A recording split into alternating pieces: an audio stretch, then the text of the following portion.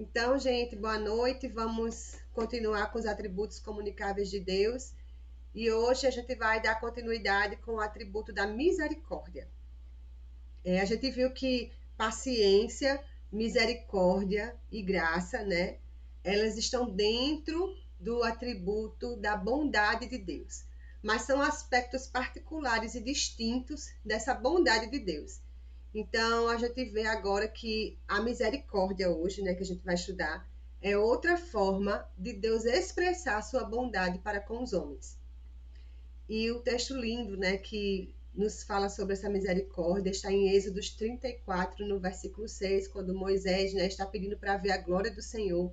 Diz assim: o Senhor passou diante de Moisés e proclamou: o Senhor Deus compassivo e bondoso, tardio em irar-se e grande em misericórdia e fidelidade, né? Então, foi a forma que Deus, né, se revelou a Moisés foi através da sua bondade, né, e da sua grande misericórdia e fidelidade.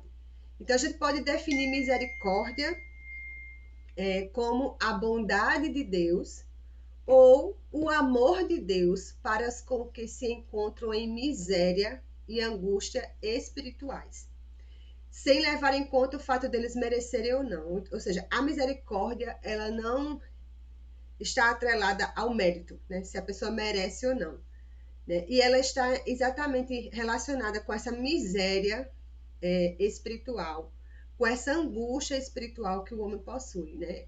A misericórdia é o confronto da bondade de Deus com o sofrimento e a culpa do homem. E aí a gente vê que a misericórdia, ela pressupõe a queda, que significa que a manifestação da misericórdia só foi possível após o estado de miséria do ser humano. Ou seja, Deus é misericordioso. Ele não passou a ser misericordioso a partir da queda. Em toda a sua essência e em toda a eternidade, Deus, ele é misericórdia. Ele é misericordioso. Mas a manifestação dessa misericórdia, né, só foi possível exatamente após a queda. Então, a misericórdia sempre pressupõe o pecado. E não se pode entender a manifestação da misericórdia a parte da queda, ou seja, não tem como a gente dissociar, não tem como entender misericórdia sem a queda do homem, né? Sem o pecado. E aí em Romanos, Paulo fala do estado em que se encontra toda a criação, né? Por causa da queda. Não foi só o homem que sofreu as consequências da queda, mas toda a criação. E lá em Romanos 8, 20 e 22 diz assim: pois a criação está sujeita à vaidade, não por sua própria vontade, mas por causa daquele que a sujeitou, na esperança de que a própria criação será libertada do cativeiro da corrupção, para a liberdade da glória dos filhos de Deus. Porque sabemos que toda a criação, a um só tempo, geme e suporta angústias até agora. Ou seja, qual é o estado da criação hoje? Ela geme e suporta angústias até agora. Mas ela espera, né? A criação espera ser libertada do cativeiro da corrupção, né? Para a liberdade da glória dos filhos de Deus. A criação está nessa expectativa, nessa espera de ser liberta. Então a gente entende que o pecado, ele atingiu não só o homem, mas toda a criação de Deus. E aí a gente vê que Deus mostrará a sua misericórdia com a criação quando ele tornar todas as coisas novas. Quando tudo se fizer novo, né, essa misericórdia para com a criação será manifestada. E o Salmo 145, ele faz lembrar que as misericórdias do Senhor estão sobre todas as suas obras e não somente no ser humano. Salmo 145, 8 e 9 diz assim: bondoso e compassivo é o Senhor, tardio em irar-se e grande em misericórdia. O Senhor é bom para todos, e as suas misericórdias permeiam todas as suas obras. Então, olha só, quando a gente pensa em misericórdia, a gente pensa sobre nós, né? Sobre nosso sofrimento, nossa angústia, sobre o Senhor ter misericórdia de nós quando nós pecamos. Mas a misericórdia de Deus, ela está disponível não apenas para nós, mas para todos e para toda a sua obra. É lindo, né? Pensar que quem Deus permeia tudo o que ele fez. E aí a gente precisa entender quais são os objetos da misericórdia de Deus. Primeiro a gente viu que a criação é um desses objetos, né, da misericórdia. A criação em geral, como a gente já viu. Toda a criação também ela é objeto dessa misericórdia. E a gente viu também que os seres humanos, né, são objetos dessa misericórdia. E dentro, né, dos seres humanos, a gente tem 3 tipos de pessoas que são beneficiárias da misericórdia.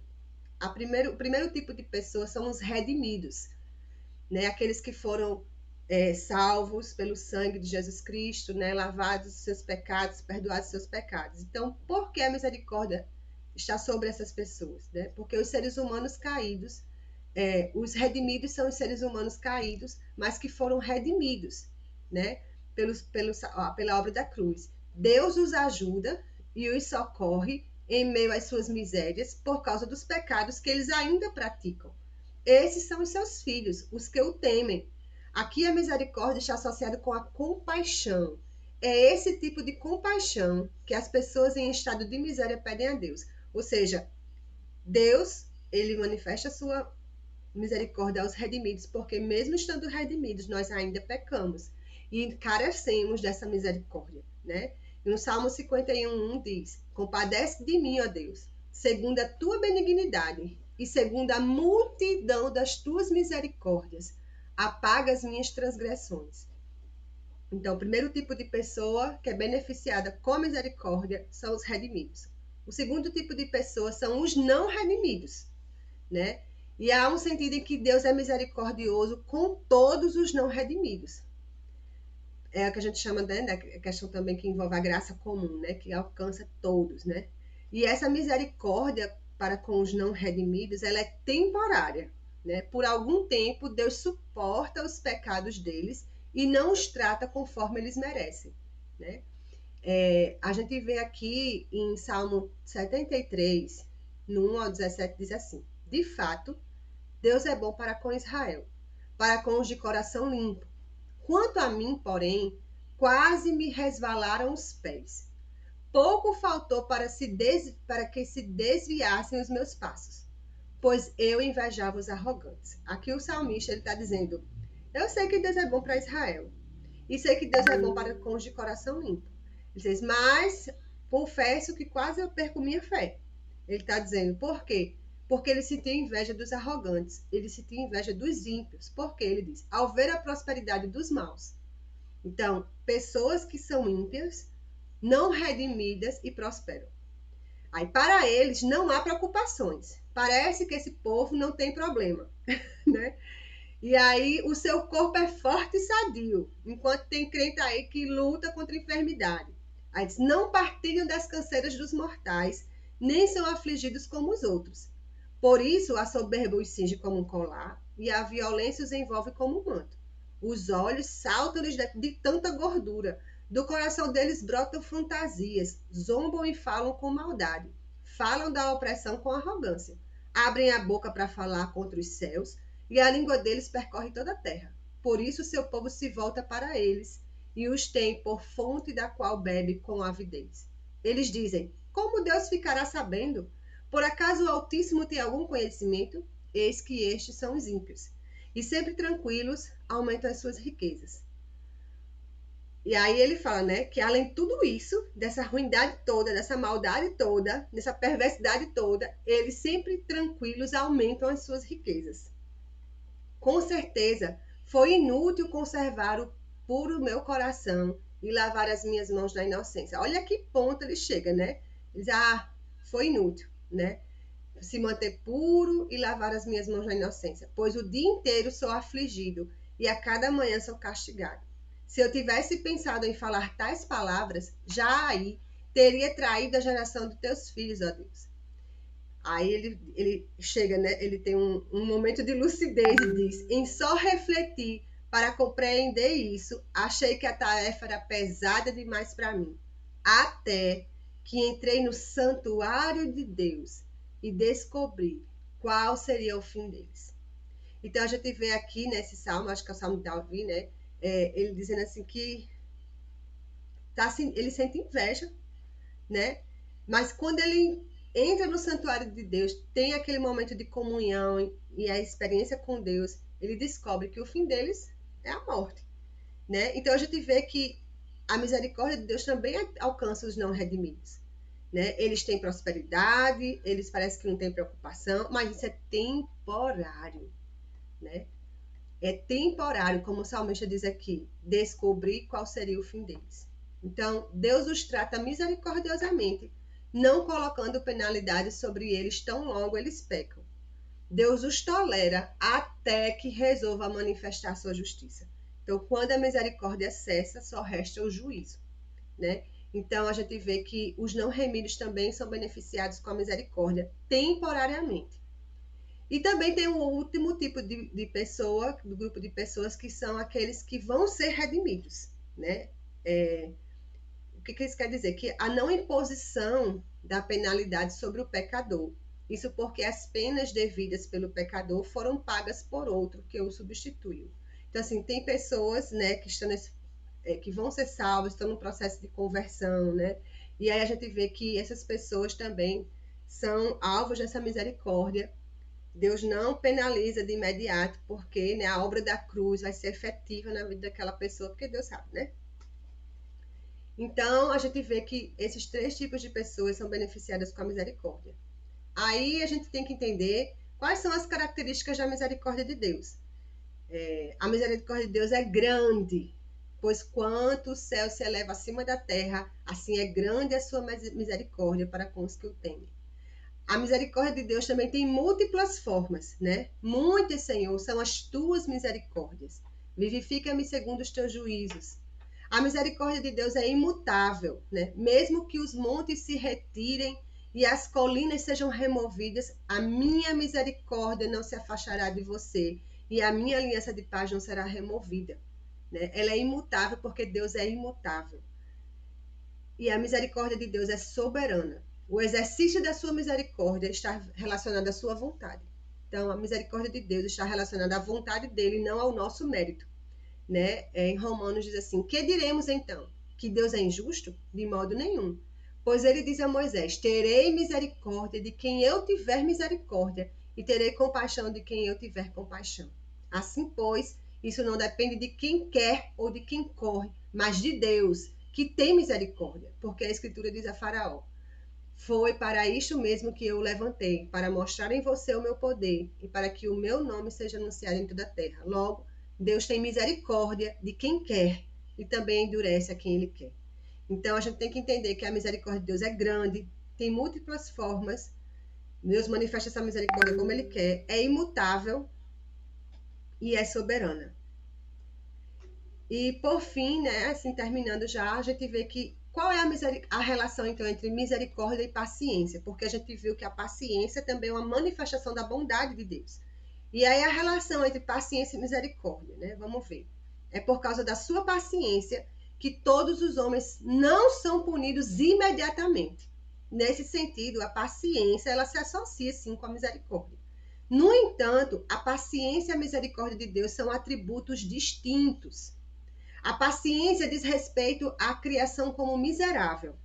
E a misericórdia diz respeito à criação com referência à aplicação da justiça.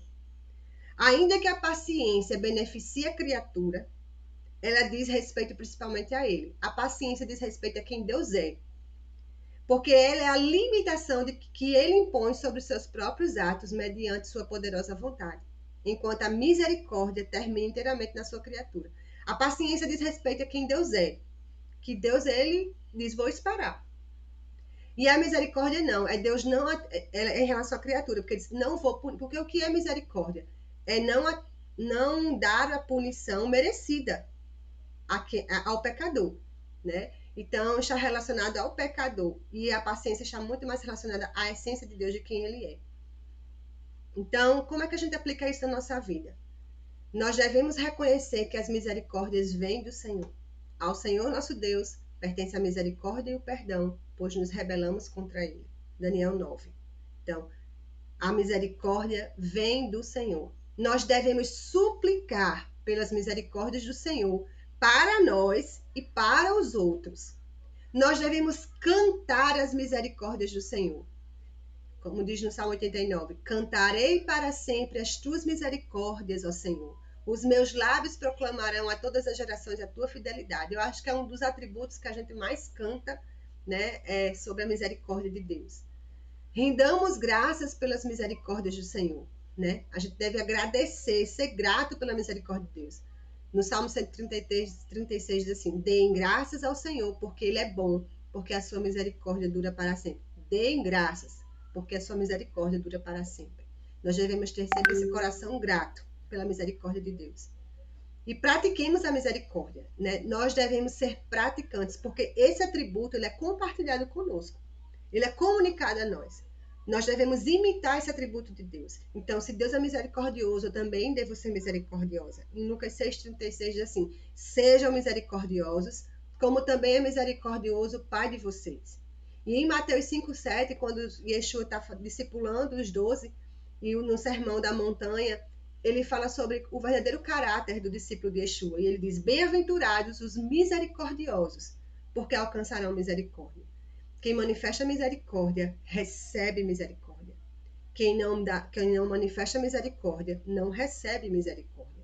É um princípio espiritual. Então, nós devemos reconhecer que a misericórdia vem do Senhor, suplicar pela misericórdia do Senhor, cantar a misericórdia do Senhor, ser grato, render graças às misericórdias do Senhor e, sobretudo, praticar a misericórdia do Senhor. Porque, às vezes, alguém nos machuca e ela não merece o nosso perdão. Mas é porque nós estamos cheios de misericórdia, de compaixão, que nós não respondemos com o que ela merece, com a penalidade da nossa indiferença ou da nossa falta de perdão. Mas é porque nós somos cheios de misericórdia, porque o Senhor compartilhou misericórdia conosco, que nós decidimos não, mesmo a pessoa, sem ela merecer o nosso perdão, nós damos, porque misericórdia é não atribuir a alguém a pena que ela merece, apesar do pecado dela. Então a gente deve ser, né, cheio desse entendimento, que às vezes, muitas vezes, perdoar alguém está relacionado não apenas com uma decisão, mas manifestar misericórdia, manifestar essa compaixão. Porque se nós, como pecadores, não merecíamos o perdão do Senhor e Ele nos perdoou, não imputou a nós a pena que era devida, né, nós devemos fazer o mesmo com os outros. Então, gente, é isso. Espero que vocês tenham sido abençoadas. E agora eu vou abrir a palavra para quem quiser falar, porque nós temos pouco tempo, creio eu. Interromper a gravação.